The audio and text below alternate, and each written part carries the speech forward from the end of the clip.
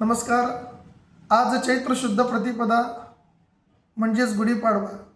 शालिवाहन शके 1948, इसवी सन 2026-27, विक्रम संवत 2082-83.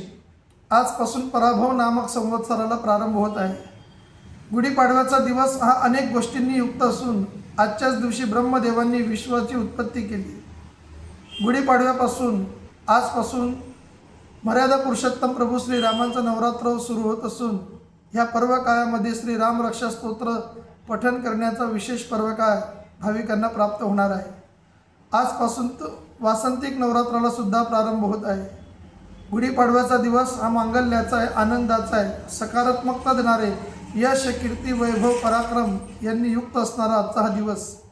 आजच्या दिवशी पहाटे लवकर उठून मंगल स्नान करावं, भगवंताची पूजा करावी आणि पूजा झाल्यानंतर आपल्या गुरूंचा, थोऱ्या मोठ्यांचा आशीर्वाद घेऊन नवीन कार्याला प्रारंभ करण्याचा आजचा दिवस आहे. ह्याच दिवशी संवत्सर फल श्रवण करण्याचं सुद्धा खूप महत्त्व आहे. तिथीच्या श्रवणाने आपल्या घरातलं वैभव स्थिर होतं.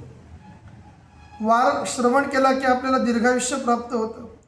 नक्षत्र श्रवण केले की आपल्या पापांचा नाश होतो.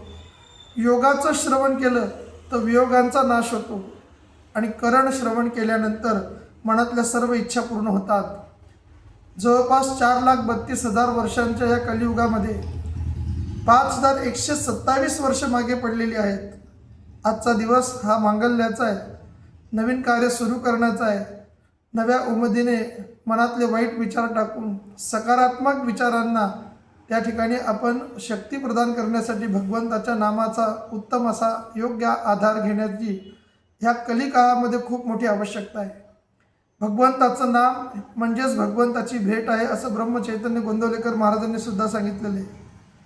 जो परमात्म्याच्या नामाला आजपासून सुरुवात करतो, मनामध्ये एकाग्रतेने भगवंताचं नामस्मरण करतो, त्याचं संवत्सर म्हणजेच पूर्ण वर्ष आनंदाने प्राप्त होतं, आनंदाने पार पडत असतं.